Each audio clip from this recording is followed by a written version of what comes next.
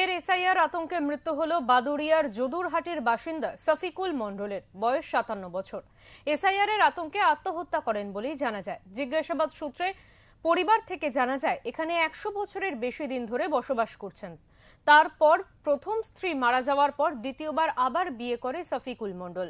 দ্বিতীয় স্ত্রীর কাগজপত্রের সাথে সন্তানদের বয়সের সমস্যা দেখা যায়। এই বিষয় নিয়ে চিন্তায় থাকে সে। অনেকেই তাকে ডিটেনশন ক্যাম্পে যাওয়ার কথা বলে। কয়েকদিন ধরে দৌড়াদৌড়ি করেও এই সমস্যার কোনো সমাধান করতে পারেনি। মঙ্গলবার দুপুরে জমিতে দেওয়া কীটনাশক খেয়ে আত্মহত্যা করেন তিনি। তৎক্ষণাৎ তাকে স্থানীয় মানুষজন ও পরিবারের লোকজন বাদুড়িয়া গ্রামীণ হাসপাতালে নিয়ে যায়। হাসপাতালে নিয়ে গেলে চিকিৎসকেরা তাকে মৃত বলে ঘোষণা করেন। পরিবারে নেমে এসেছে শোকের ছায়া। দেহটিকে ময়না তদন্তের জন্য পুলিশ বসিরহাট মর্গে নিয়ে যাওয়া হয়েছে।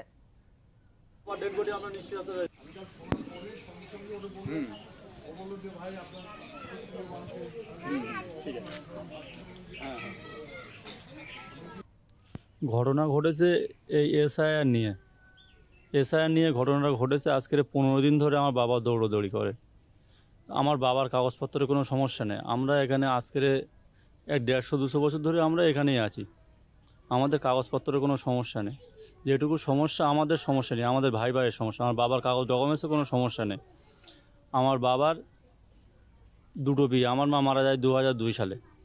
তারপরে বাবা বিয়ে করলে সেই বাবার মায়ের নামে ডকুমেন্টস আমরা চালাই, সেই ডকুমেন্টস দিয়ে আমরা কাজ করি আর কি। সেই ডকুমেন্টসে কাজ করলে এবারে 2025 সালে এসে যে এসআইআরটা হলো, 15 দিন ধরে, বিগত 15 দিন ধরে আমার বাবা কাগজপত্র নিয়ে দৌড়াদৌড়ি করে। এবারে আমার মায়ের বয়স থেকে আমাদের বয়সের 5-7 বছরের ডিস্টেন্স হয়ে যায়।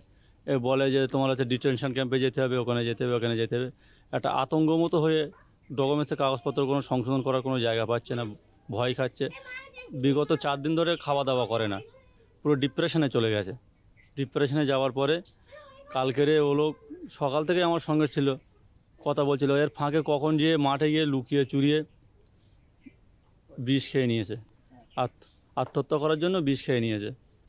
এসআইয়ের কাগজপত্র নিয়ে নিয়েই দীর্ঘদিন ধরে এই কাগজটা যেদিন থেকে ফর্মগুলো ছেড়েছে তার আগের থেকেও চিন্তাই ছিল। আর এই ছাড়ার পরে আরও উনি খাওয়া দাওয়া ছেড়ে দিয়েছে। এই নিয়ে সবসময় এই কী হবে এদের নামের একটু বানান ভুল ছিল, বয়স রেটে হেরফের ছিল, এইটা নিয়েই সবসময় টেনশন করতো যে এটা কীভাবে কী করবো না করবো, কী হবে।